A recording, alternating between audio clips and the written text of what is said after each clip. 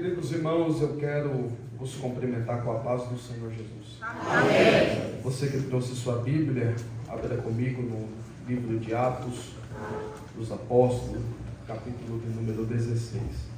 Glória a Deus. Eu quero ler um versículo para os irmãos. E enquanto você vai localizando esse texto, eu quero ser grato a Deus por estar aqui com os irmãos neste dia. Glória a Deus.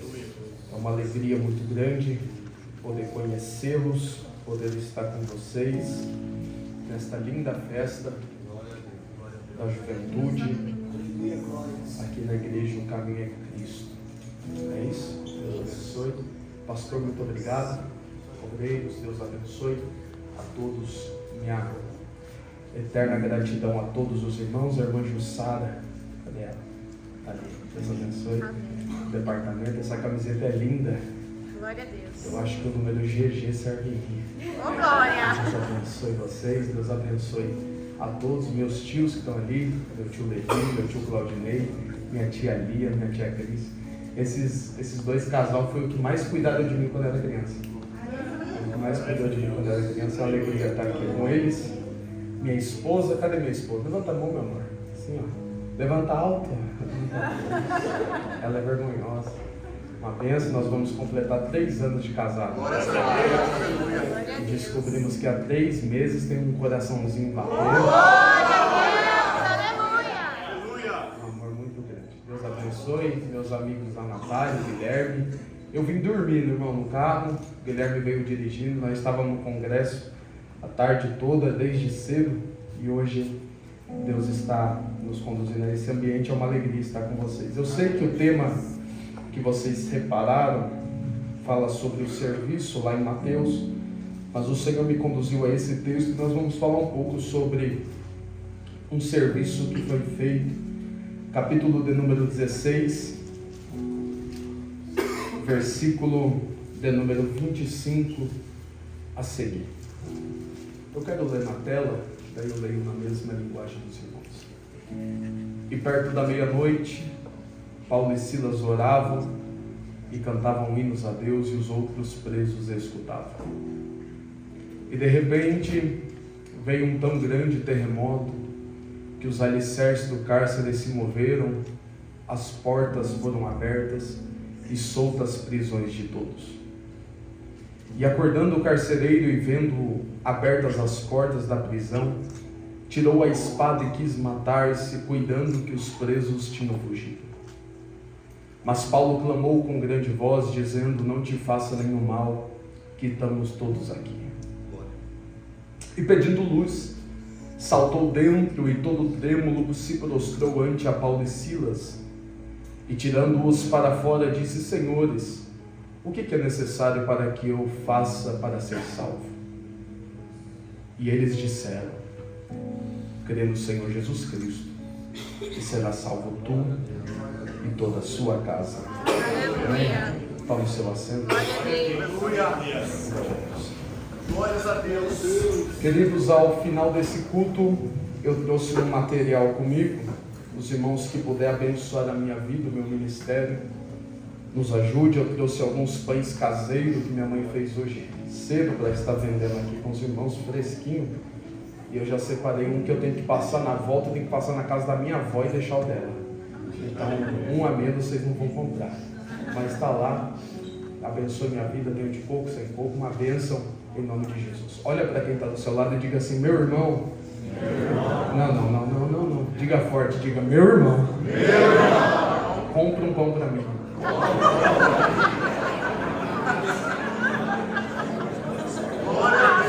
Quem recebe da glória a Deus. Me ajuda aí, tecladista, me ajuda aí, em nome de Jesus. Olha para mim aqui. Esse texto que nós estamos diante dele é uma tratativa muito importante, onde Deus está pegando a Paulo, pegando a Silas e conduzindo-os e direcionando eles a alguns lugares em específico. É bem verdade que quando nós falamos sobre o serviço Um dos personagens pós-Cristo que mais me chama a atenção é o apóstolo Paulo. Um homem poliglota, estudado na teologia hebraica, aramaica, grega. Um homem extremamente fora de todo viés natural. Um homem que tinha uma mente brilhante, um homem que tinha um currículo desejável. Este homem chamado Paulo, que poderia ter a sua vida em qualquer outras coisas, ele disse que a sua vida é para Cristo.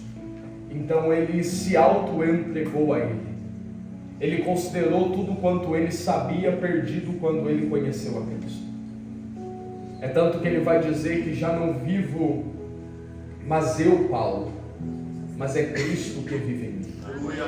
Esse Cristo que vive em Paulo foi o Cristo que pegou uma toalha, uma bacia e foi secar os pés e lavar os pés dos seus discípulos. Então, Paulo aprendeu sobre o serviço.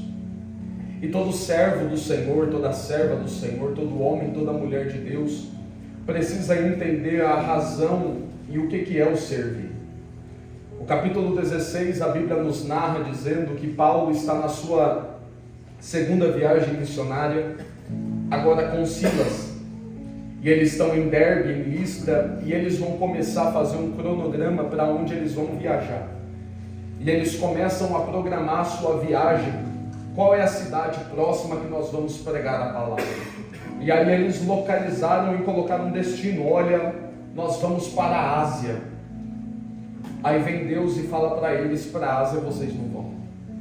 Então nós vamos descer para a Bitínia. Aí vem o Espírito Santo e fala: para a Bitínia também vocês não descem.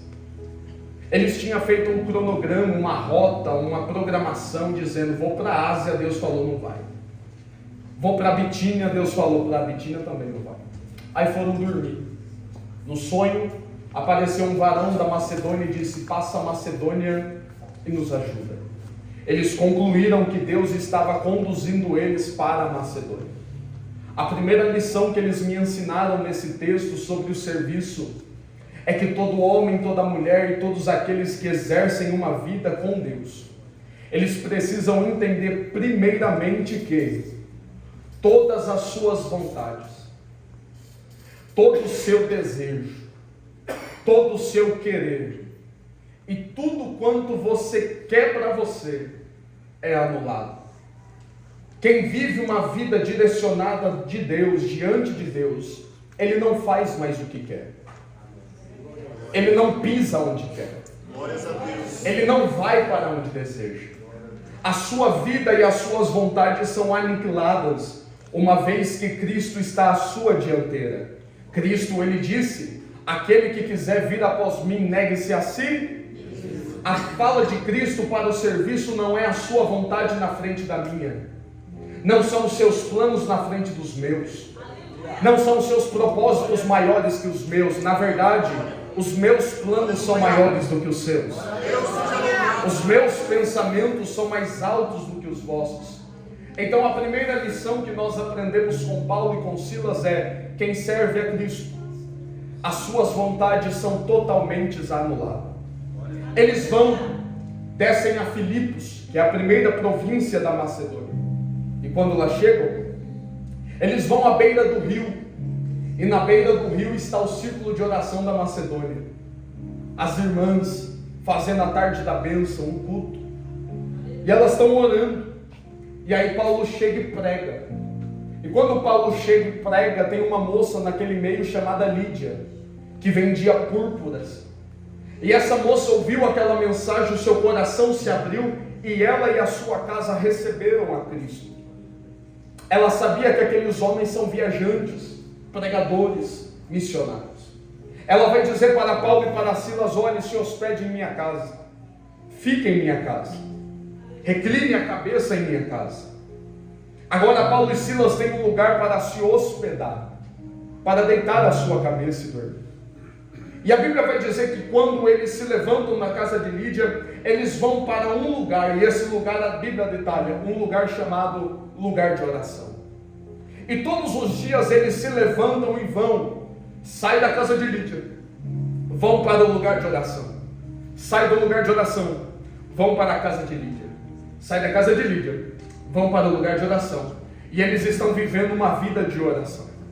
Nesse trajeto da casa de Lídia para o lugar de oração tem uma moça. E essa moça foi possuída por um demônio. E esse demônio que estava nela tinha um espírito de adivinhação, a qual adivinhava quem eram as pessoas que por ali passavam.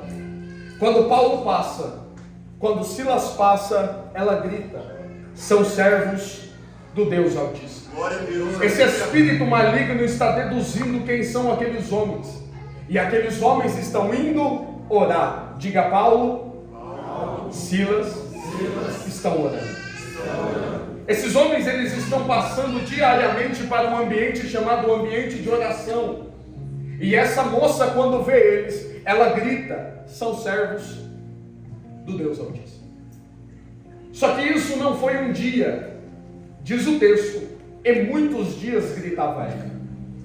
Quando eu estava analisando esse texto, eu comecei a entender algumas questões, porque Paulo vai se perturbar com essa moça.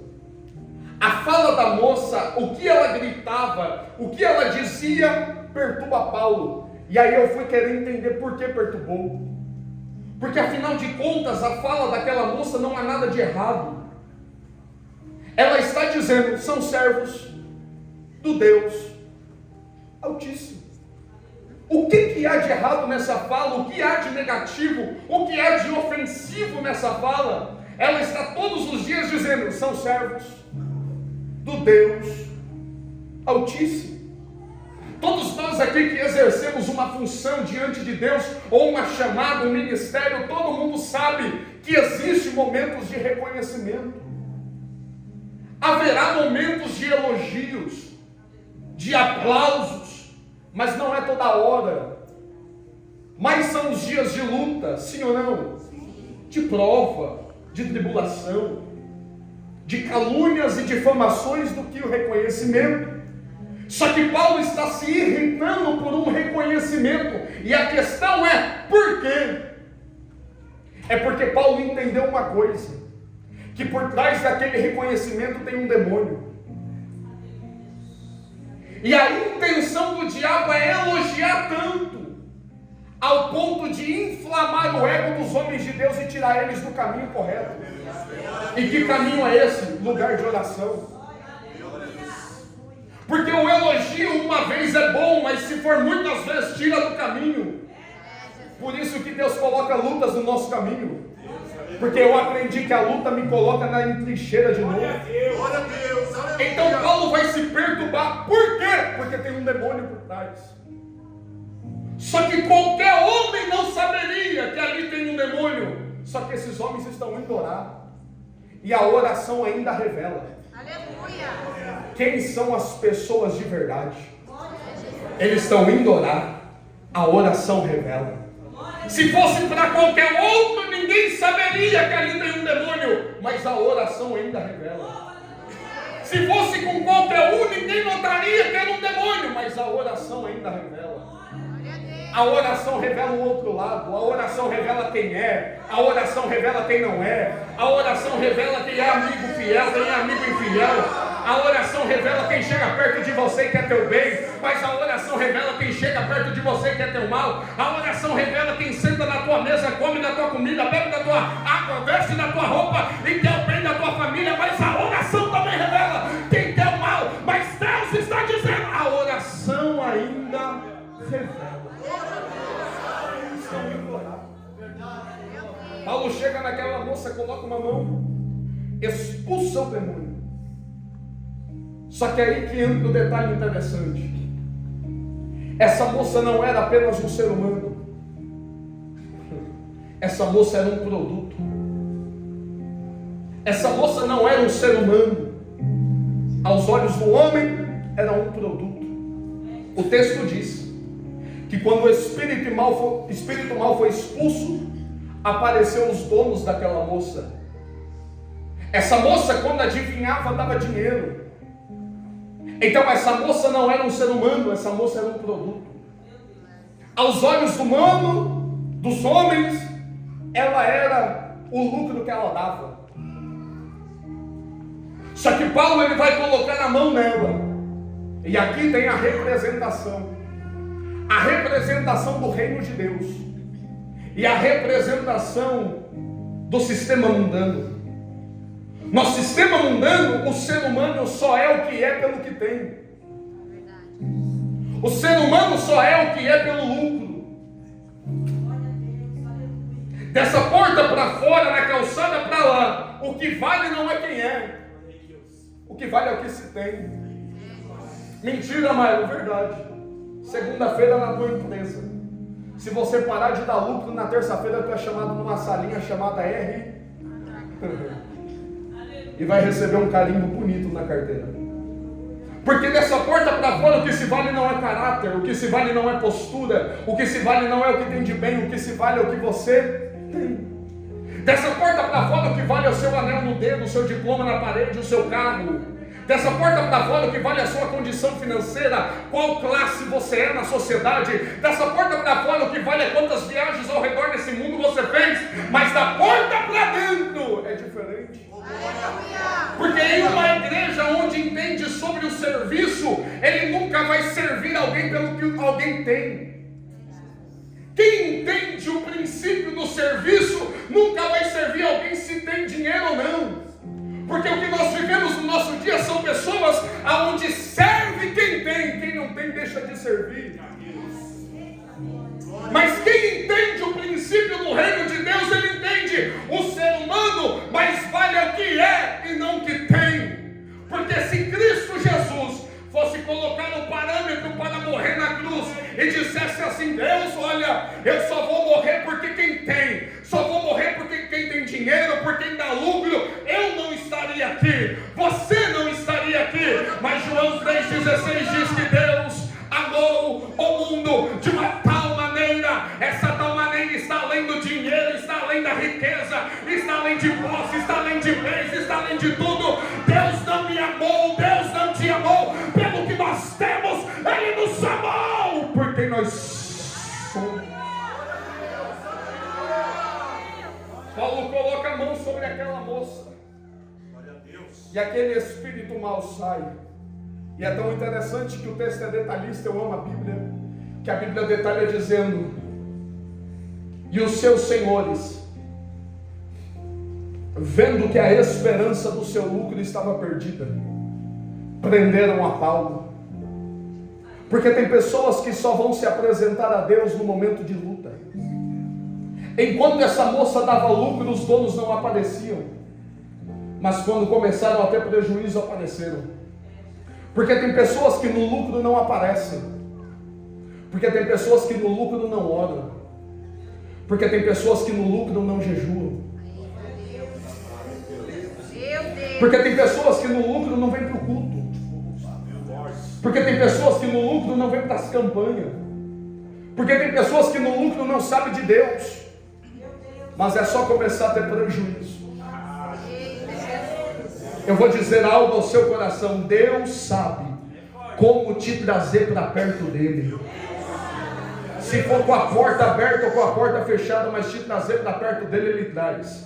Se for com mesa farta ou com mesa sem ter o que comer, ele traz. Se for com roupa nova ou roupa velha, ele traz. Porque mais vale não é o que você tem na tua mão, mais vale é você na mão dele. Oh, glória a Deus. O que vale para Deus é você estar diante dele. Porque o muito sem Deus é pouco, mas o pouco com Deus é muito.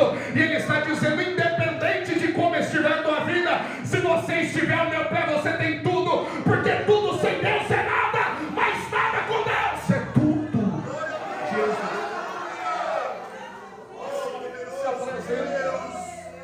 E aí a Bíblia diz que quando eles vão, eles pegam Paulo, pegam Silas, levam a uma praça pública e chamam os magistrados, os homens que davam a ordenança, e chamou eles e disse assim: olha, é o seguinte, esses homens que nos pregam a palavra de Deus nos expõem costumes que não são os nossos.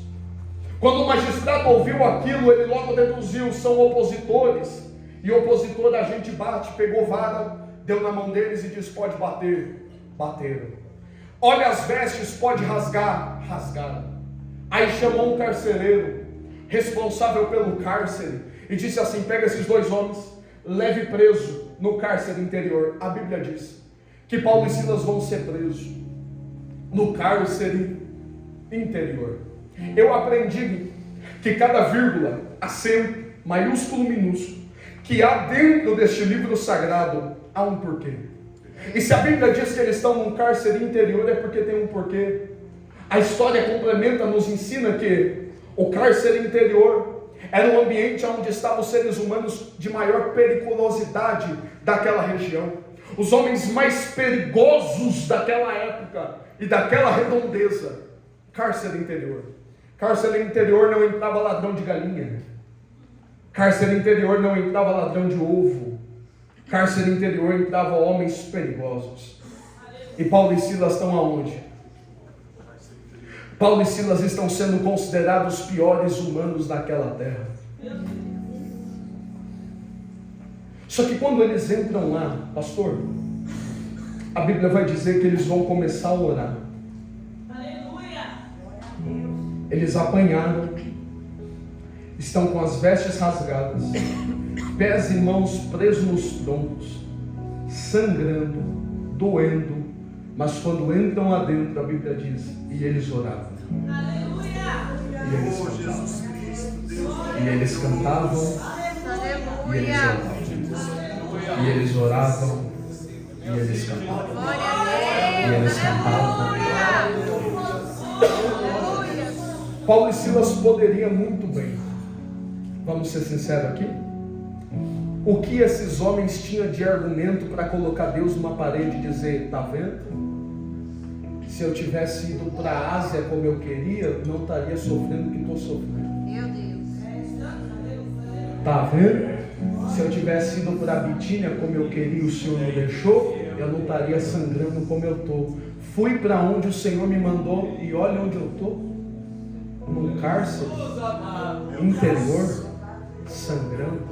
Eles tinham quaisquer requisitos para, irmão, qualquer um de nós aqui daria aval para eles reclamar. Só que a Bíblia vai dizer que quando eles chegam lá, eles vão orar.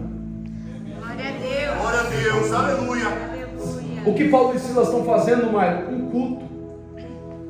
Diga, Paulo, Silas, estão fazendo um culto. Crente, irmão, crente, a vida do crente tem que ser essa. Chorando faz culto, sorrindo faz culto, sofrendo faz culto. A vida nossa é isso. E eles vão fazer um culto, porque eu aprendi, irmão. Eu tenho, não parece, meu irmão fala que eu rodo de pneu murcho, mas eu tenho 24 anos dentro da igreja. Eu tenho 24 anos de idade, 24 anos dentro da igreja. E os 24 anos que eu vivo dentro da igreja, eu aprendi que o crente, se para ele tiver duas coisas, está bom demais. Pergunta o quê? Comida e culto. Culto. É verdade ou não é? Então dá uma glória a Deus, aleluia. Onde o crente chega tem que ter duas coisas: comida e culto, culto e comida. Mas aí Paulo vai chegar lá, Silas vão chegar e vão fazer um culto. Sabe por que tem muitas pessoas que estão aqui dentro da igreja, mas não estão dentro do culto? Porque uma coisa, irmão, é você estar na igreja, sentado nesse banco vermelho, nessa cadeira vermelha, ouvindo essa mensagem. Outra coisa é você estar nesse culto. Uma coisa é você estar dentro dessas 4 paredes, mais, né? Tem outra ali, 5 paredes. E outra coisa é você estar dentro do culto. Porque o crente que está dentro da igreja, ele está olhando para o relógio e falando, 9 horas não dá nunca. O camarada que está dentro da igreja, apenas ele está olhando e está dizendo, os músicos tocam muito alto. Meu Deus.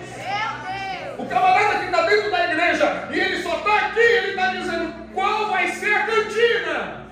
Será que o pregador trouxe pão? Mas o que está dentro do culto, não! Ele está aqui dizendo, a hora já está passando tão rápido. Uma coisa é você estar na igreja, outra coisa é você estar no culto. E aí eu vou te dizer uma coisa, sabe por que tem muita gente que está morto no culto? É porque ele não tem vida lá fora com Deus. Porque culto, irmão, não é essas 2, 3 horas que temos aqui, eu costumo dizer que aqui é o intervalo do jogo, aonde a gente recarrega energia para voltar para a batalha. O culto verdadeiro é lá fora, na sua casa, na sua vizinhança, no seu trabalho, na sua faculdade. Lá é o culto. Grave essa frase. Um amigo me disse, eu gravei e eu quero falar a vocês. O culto da vida me dá vida no culto. Vou de novo. O culto que eu tenho lá na minha vida me dá vida quando eu chego nesse culto. Sabe por que tem gente morta aqui dentro? É porque a vida diante de Deus lá fora está morta. Mas quem tem culto na vida tem vida no culto. Quem tem culto quando está lavando louça, lavando o carro, limpando o banheiro, limpando o quarto, arrumando a roupa, quando chega aqui dentro é só mais um ambiente onde tem culto. A vida dele já é culto. Ele já sai de casa cultuando, entra no carro cultuando, passa na calçada cultuando, sobe no ônibus cultuando, pisa na calçada cultuando, entra, e aqui continua o culto. Culto é isso. Eles estão cultuando. E culto é terrível, irmão. O ambiente de culto é terrível. Porque quer ver uma coisa? Se você tiver um problema do coração, você vai no cardiologista, sim ou não? Sim. Vamos outra. Se você tiver... Eu sou ruim nisso. Se você tiver problema muscular, você vai no fisioterapeuta, sim ou não? Sim. Sim. Se você tiver problema financeiro, você vai no pastor, sim ou não? Mas quer ver uma coisa? Em 2 horas de culto, você vem para cá e está cultuando. E em 2 horas de culto, Deus trata coração. Meu Deus. Deus trata financeiro, Deus trata conjugal, Deus trata mente. Porque o ambiente de culto é repleto. E eu queria muito que você levantasse as 2 mãos para o céu. Porque eu não sei qual é a sua necessidade ou o que você precisa hoje. Mas diz Deus na minha boca, e se isso é verdade, você recebe o que Deus está fazendo a partir deste culto na sua vida. Muitos vão olhar e vão dizer o que aconteceu, e você vai dizer que eu estava no culto, e no culto Deus tratou, e no culto Deus curou, e no culto Deus respondeu. Quem tem glória para liberar, libera a glória a Deus, porque Deus é poderoso.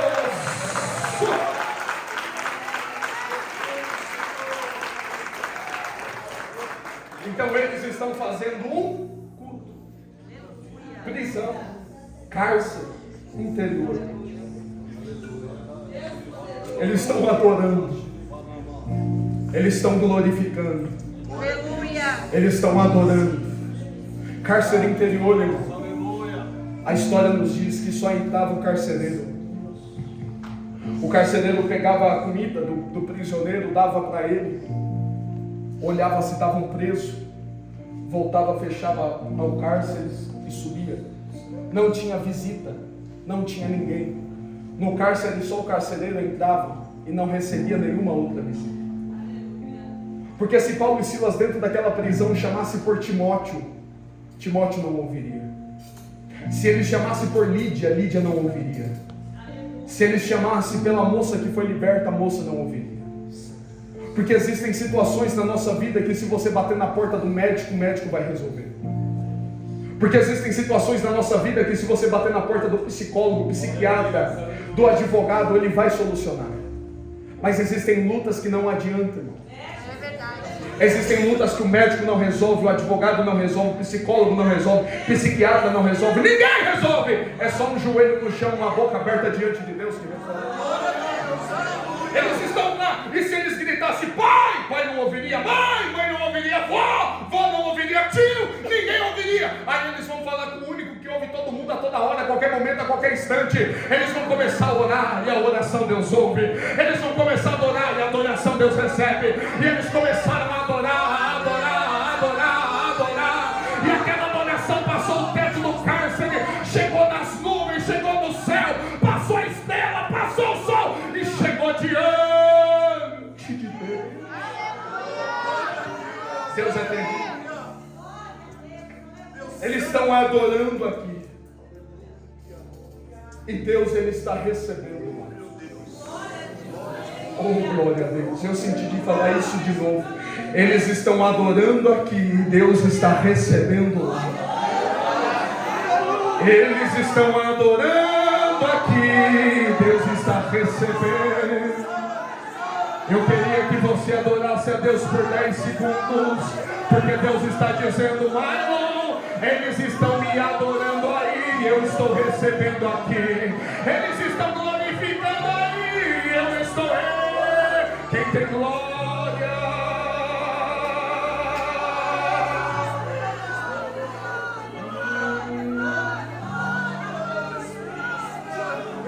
E a adoração foi subindo, foi subindo. Foi subindo, foi subindo, foi subindo, foi subindo, foi subindo, e a adoração foi chegando, e no meio aquilo que era barulho, nota sonora, instrumentação, ela se tornou em fumaça, e em fumaça perfume, e perfume chegou na narina de Deus, e Deus recebeu a adoração. E olha para cá, quando Jesus recebeu, Deus recebeu a adoração. Deus, eu imagino, olha para cá, eu imagino, Mailon, eu imagino, você pode imaginar de outra forma, eu imagino Deus recebendo a adoração e dizendo, preciso responder. Eu imagino Deus recebendo a adoração, meu amigo, e dizendo, preciso responder.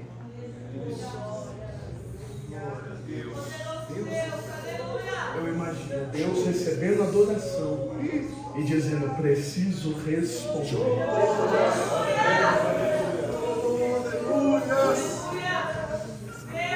Aí eu imagino Deus olhando as opções. Olha aqui, encerrei agora.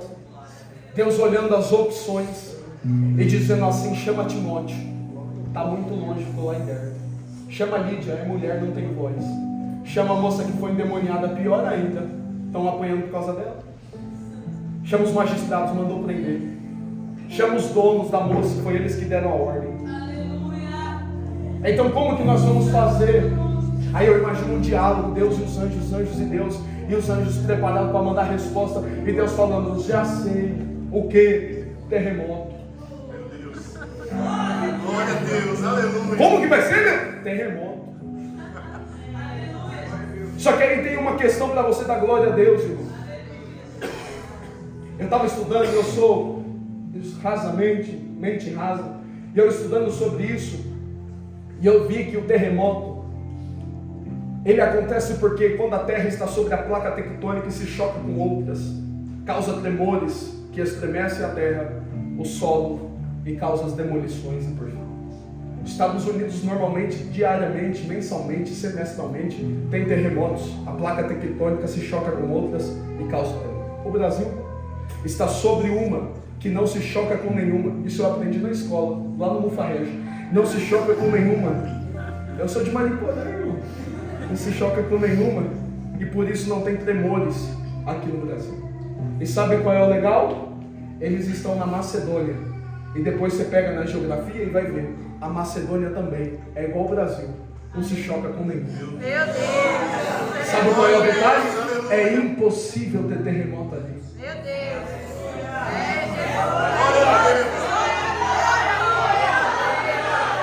Aí, pastores, eu imagino Deus falando assim, eu vou mandar um terremoto, e aí os anjos dizendo, é impossível. Deus falando, vou mandar um terremoto, os anjos falando, é impossível. Eu vou mandar um terremoto, os anjos falando, é impossível. Como é impossível se o impossível é a minha especialidade? Ei, irmão, grita assim, o impossível é a especialidade de Deus. Ei, homem, ei, mulher, em dona de casa, em jovem, em adolescente, aonde a tua mão alcança é possível, onde não alcança é impossível. O possível eu faço, o impossível é Deus quem realiza. Terremoto. Olha cá. E quando que vai acontecer isso? A Bíblia vai dizer, e de repente. De repente. Glória a Deus. Tem gente marcando hora, data, minuto, semana, meses para Deus operar. Só que Deus está dizendo, eu não trabalho no seu calendário.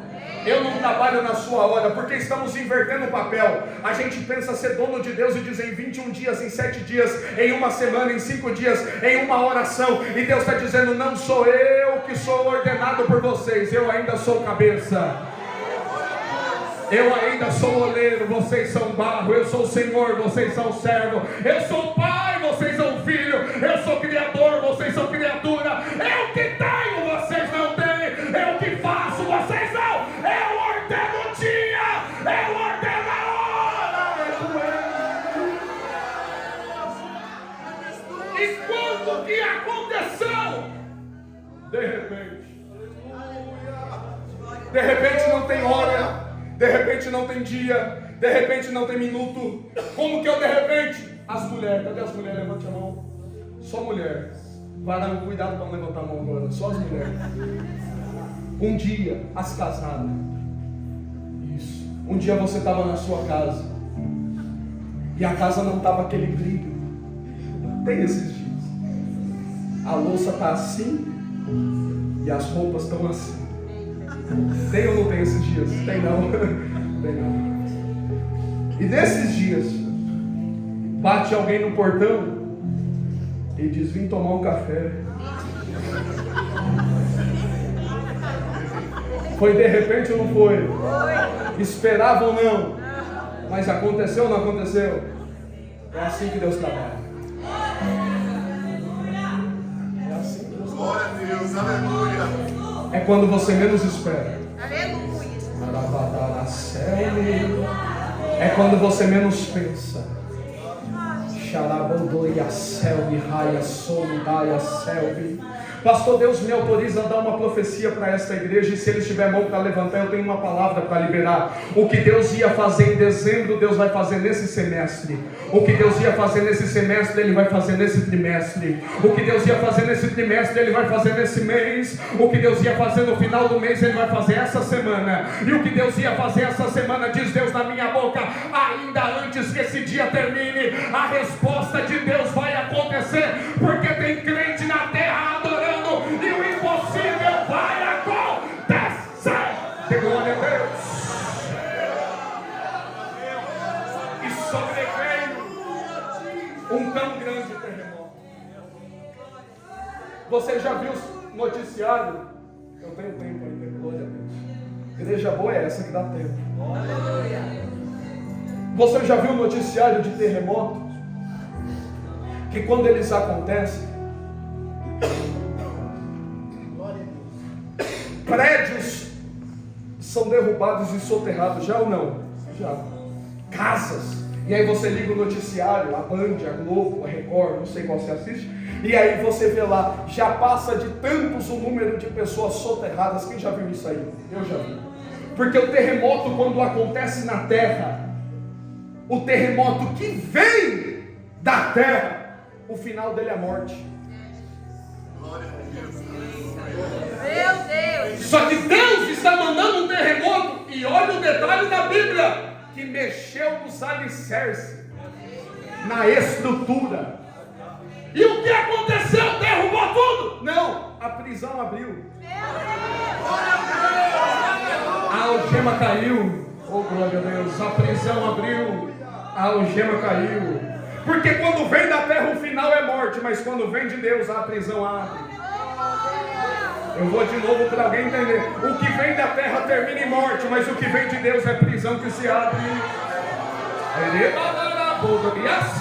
É a algema que cai, e eu ouço o barulho de algemas caindo. Algemas na mente, algemas na finança, algemas no coração, algemas no casamento, algemas na área profissional. Deus está dizendo, algemas hoje vão cair ao chão. A algema caiu, a porta se abriu, a libertação aconteceu. A algema caiu, prisão se abriu, libertação aconteceu. A algema caiu, prisão se abriu, libertação aconteceu. A algema caiu, prisão abriu, libertação aconteceu. Por quê? Porque tem alguém adorando. Enquanto alguém adora, as algemas caem, as prisões se abrem, a libertação acontece. Enquanto alguém adora, as algemas caem, a prisão se abre, a libertação acontece. Enquanto alguém adora, as algemas caem, a prisão se abre, a libertação acontece. Vou até a igreja toda entender. Enquanto alguém adora, a prisão se abre, a algema cai, a libertação acontece. Enquanto alguém adora, a algema cai, a prisão se abre, a libertação acontece enquanto alguém adora. A algema cai, a prisão se abre, a libertação acontece enquanto ela adora. A algema cai, a prisão se abre, a libertação acontece enquanto você adora. A algema cai, a prisão se abre, a libertação acontece. Quem tem mão para levantar, receba no barulho de glória a Deus. A algema vai cair, prisão vai abrir, liberta, glória a Deus.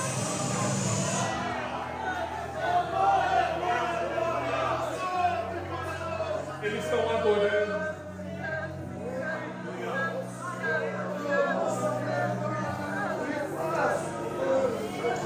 Chorando levada da passou.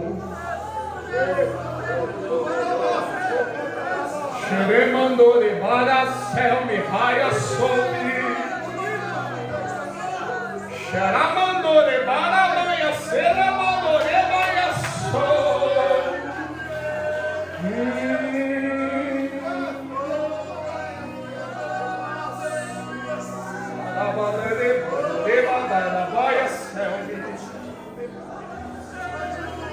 Eles estão no culto.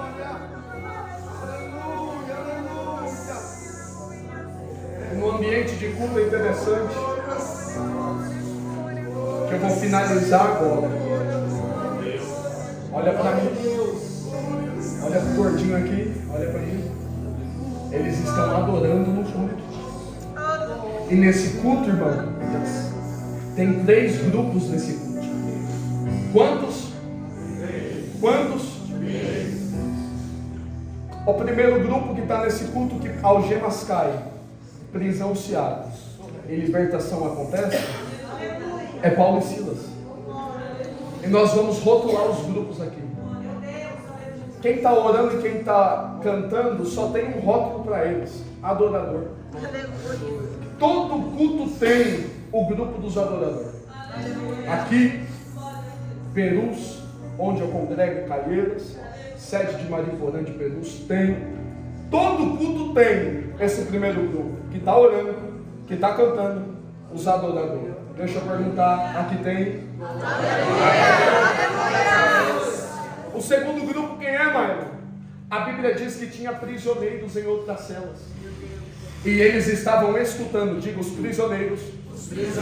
Escutavam. O segundo grupo é esses prisioneiros. Porque quem está ouvindo, escutando, só está captando, mas nada entregando. Só está recebendo, mas nada dando. Porque tem gente que vem para o culto só para receber e nada entregar. Sabia? E eu vou dar um título para esse grupo. Qual é? Interesseiro. Enquanto tem adorador, tem interesseiro. Que pensa que Deus é dono de imobiliária e Ele é dono do ouro, da prata e da terra. Mas Ele não vem aqui só para te dar terra, casa, carro, não. Ele fala: antes de eu te entregar, você que me entrega. Porque todo culto tem os adoradores, tem também os interesseiro e tem um terceiro grupo. E a Bíblia diz: tinha um carcereiro que estava dormindo. Enquanto tem adorador, enquanto tem interesseiro, também tem os dorminhos. Olha para quem está do seu lado e faz uma pergunta para ele: em qual grupo você está hoje?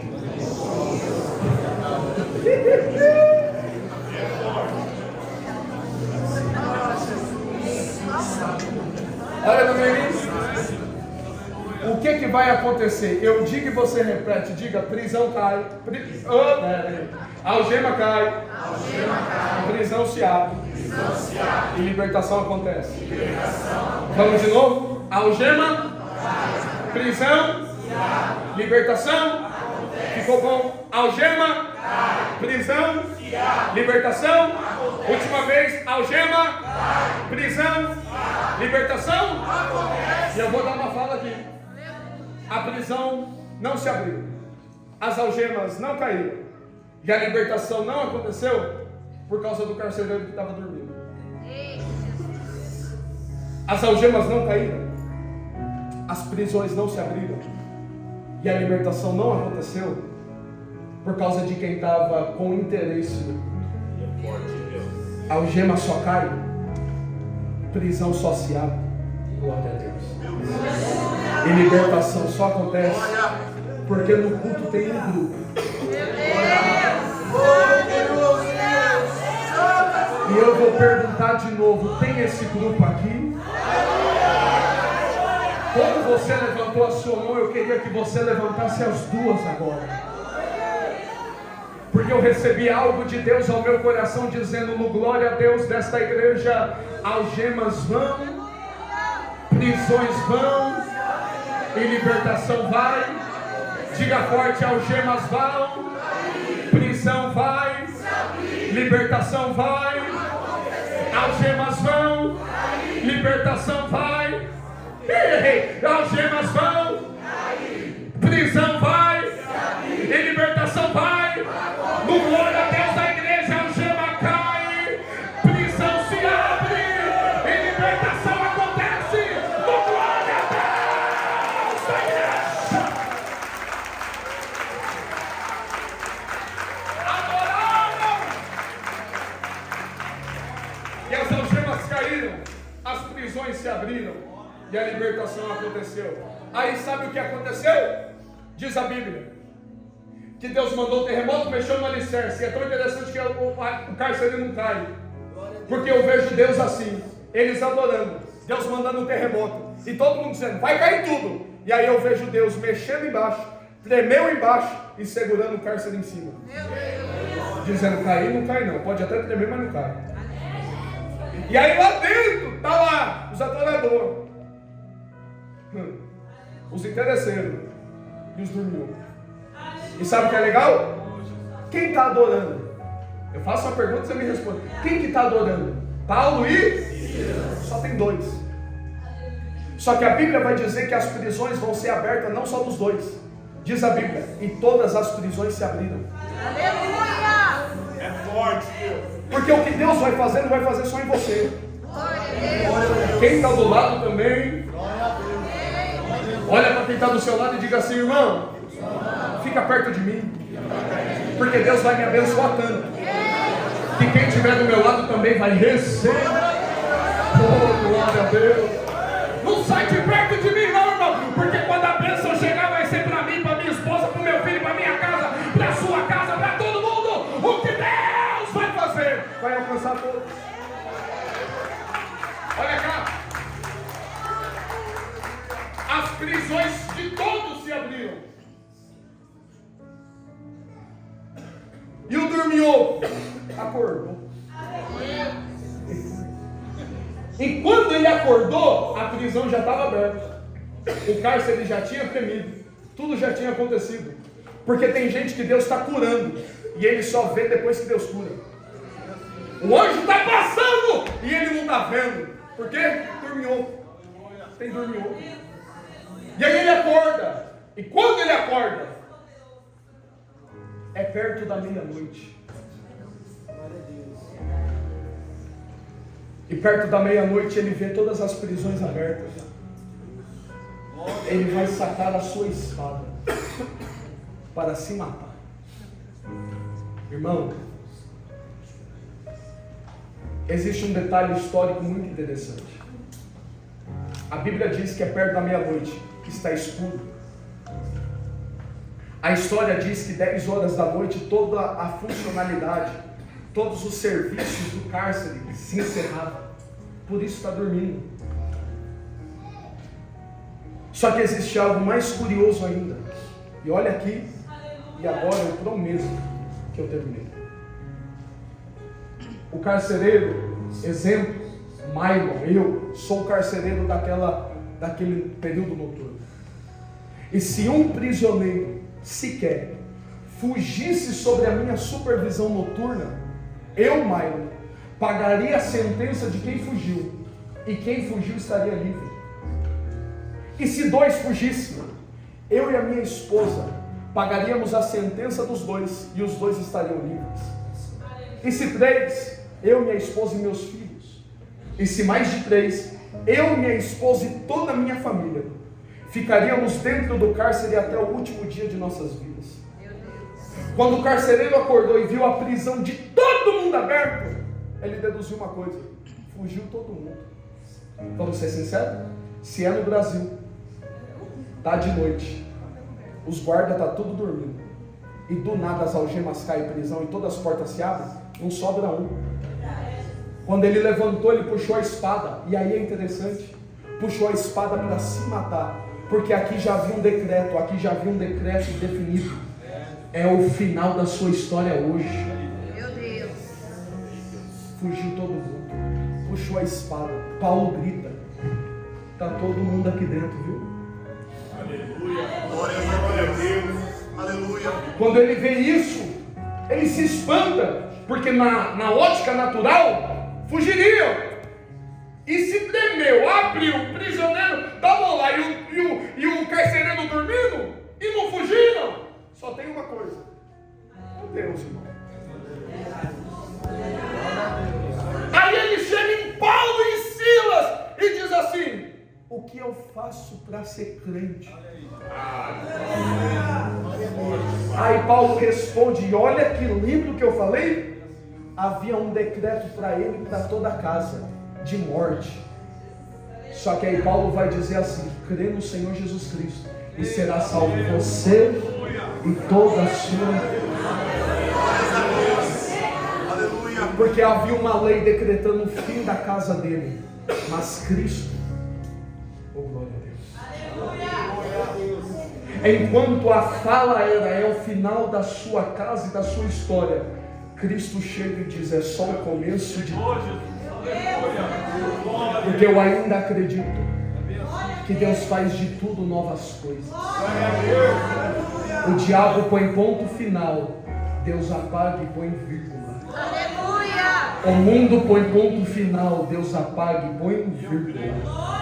A família põe um ponto final, Deus chega e põe uma vírgula, porque Ele diz: se tiver nos meus pés, nunca será o final. Aí sabe o que é legal?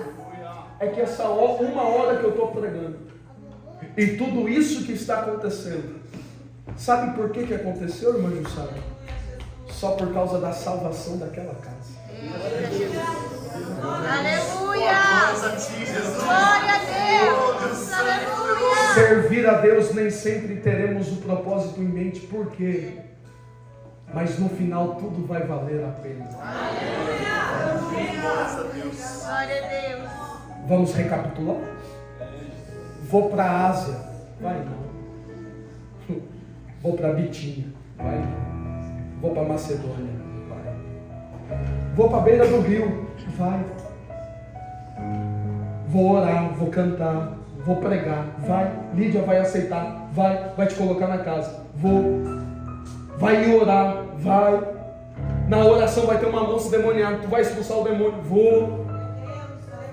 Vão te pegar, vão levar você para uma praça pública, vão te bater, vão rasgar as suas vestes, vão também, fazer você sangrar, vão também, vão chamar um carcereiro, vão te pôr no cárcere interior e te rotular, pior ser humano, vão, e lá vocês vão orar, vão, e lá vão cantar, vão. Vai ter preso você escutando, vão, vai ter um carcereiro dormindo, vai também, vai ter um terremoto, vai abrir prisão, vai cair algema, vai, libertação vai acontecer, vai, Glória a Deus. o carcereiro vai puxar a espada, vai, mas no final, uma família vai ser restaurada. Olha tudo isso que Deus é capaz de fazer só pela salvação de uma casa. Meu Deus. Olha o que Deus é capaz de fazer para manter uma família de pé. Meu Deus. Aleluia, Jesus. O que nós vivemos nos nossos dias odiernos são pessoas gritando que não vale a pena ter família. Só que Deus está dizendo, isso é tão importante, mas no congresso de jovem aí que é o importante. Porque os que mais dizem isso são pessoas dessa faixa etária, que dizem não vale a pena ter família, vou ter um cachorrinho, uma samambaia e está tudo bem. E Deus está dizendo, olha a minha importância com a família. Eu sou capaz de fazer 2 servos apanharem só para uma família ficar de pé. Aleluia. Só por causa da salvação. Posso dizer algo aqui? Eu encerrei agora e entrego o microfone ao pastor. Quem sabe você entrou nessas portas e dentro desta igreja e falou assim, mas o que eu estou fazendo aqui? E eu vou te dizer uma coisa, tudo isso. Eu não sei quantos ensaios em Manjussara vocês tiveram. Eu não sei qual foi a demanda durante o ano para a preparação desse congresso, porque você me chamou faz tempo. Eu não sei como que foi a preparação para você vir aqui para hoje, aqui para esse culto, estar aqui me ouvindo aqui e dizendo acaba logo, gordinho. Mas eu não sei como foi a sua preparação para chegar. Eu não sei o que aconteceu na sua semana para você hoje estar aqui.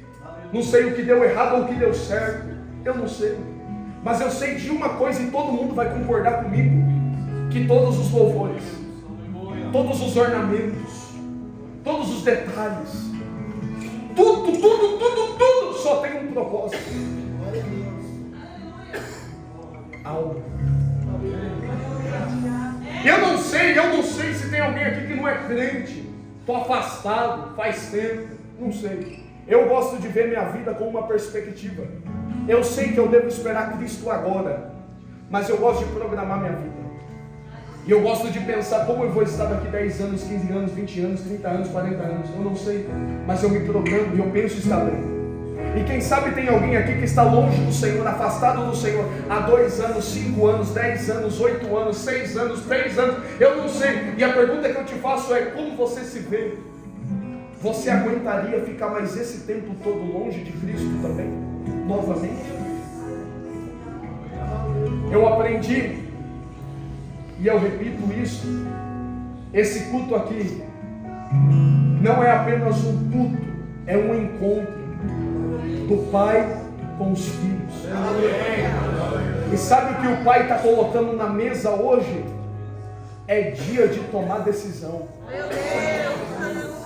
Eu venho de uma família, ali estão meus tios, minha esposa, muito grande, muito grande. Muito grande. E se juntar de pai e de mãe é maior ainda. Dá um ministério. É muito gente. Só que dentro da nossa casa, meu pai, minha mãe, eu e meu irmão, aprendemos desde pequeno. E eles sempre nos tomaram decisão. O pai e a mãe sempre, até uma idade, toma decisão pelo filho, sim ou não? Só que chega um dia que o pai vai e fala, filho, aí é vez de você tomar a decisão. A faculdade, onde você vai, e por fim. O que Deus ele nos convida hoje é fazer nos entender que sair desse culto, irmão, olha a gravidade disso. Sair e passar por aquelas portas, por aquele obreiro bonito que me recebeu lá na porta, olhou para ver se é bonito, tá vendo? Sair dessa igreja hoje, sem tomar uma decisão, ninguém aqui hoje sai. Porque hoje em dia estão criando uma regra e um pensamento que existe um ponto neutro entre o céu e o inferno. Não existe. Só tem 2 caminhos. E decisões decidem destinos. E se você decide por Cristo, o seu destino está decidido. E se você não decide por Cristo, o seu destino está decidido também. Meu Deus. Eu ouvi isso e eu quero te apresentar só isso. Havia um jovem em cima de um muro, e do lado direito tinha Deus, gritando para ele, dizendo, desça do muro, desça do muro, desça do muro, desça do muro, desça do muro, desça do muro, e Deus gritava para ele, e ele olhava para Deus, e Deus olhava para ele e falava, venha logo, desça do muro, desça daí, decida a sua vida, desça hoje, vem para cá. E do outro lado esquerdo tinha o diabo, festejando, bebendo, se alegrando, e não dizia nada. Enquanto de um lado tinha Deus dizendo, desce! Havia o diabo festejando. Ele olhou para aquilo e olhou para o diabo e disse assim, deixa eu te fazer uma pergunta. Por quê? Falando com o diabo. Por que desse lado aqui tem Deus me chamando a todo custo para mim descer? E eu em cima do muro e você festejando e não fala nada. O diabo vai olhar para ele e vai dizer, é porque o muro que você está pertence a mim. Tem pessoas que estão no ponto neutro e não sabem, o ponto neutro é do diabo. Meu Deus. Cristo ele nos convida a tomar decisão. Ou você sai com ele, ou você sai sem ele. E eu queria muito nesta hora que levantasse a mão, quem é crente, levantasse a mão. Eu queria nesta hora que ficasse com a mão levantada só quem está arrependido de aceitar Jesus. Cuidado. Agora levantasse as duas mãos para o céu quem sabe que aceitar Jesus foi a melhor escolha da sua vida. Aleluia! Aleluia! Meu Deus! Aleluia! Fique em pé que eu quero orar. Há alguém no nosso meio que no dia de hoje decide e quer aceitar a Jesus Cristo? Levante a sua mão que eu quero te conhecer. Há alguém que hoje deseja aceitar a Jesus? Levante a sua mão que eu quero te conhecer. Eu quero Cristo, eu quero o céu, eu quero morar com Cristo. Há alguém? Se não tem, que Deus te dê uma nova oportunidade. Eu vou orar pela sua vida. Mas eu queria muito que você olhasse para quem está do seu lado, no olho dele, no olho dela, e dissesse assim: meu irmão. Não. Olha bem, você não vai pedir pão agora não, você vai pedir outra coisa. Olha para ele e diga assim: meu irmão, eu vou orar por você. Abraça ele aí, abraça ele. Isso. Não deixa ninguém sozinho. Olha para mim aqui, Milo, por que eu vou orar? A Bíblia diz assim: e Deus mudou o cativeiro de Jó quando ele orava pelos seus irmãos. Sabe o que Deus está me dizendo? E olha para cá para você orar. Tudo. Eu disse o quê? Tudo. O que você pedir por ela ou por ele, antes de Deus realizar na vida dele ou dela, Deus realiza primeiro na sua. Sabe por que isso é bom? Porque aí você não pede qualquer coisa. Você pede só o melhor. Pega ele aí, mano. Abraça ele aí. Abraça ela. E começa a orar. E começa a orar. E começa a orar. E começa a orar. E começa a orar. E começa, não deixa ninguém sozinho, ninguém sozinha. Começa a orar. Começa a orar. Comece a orar.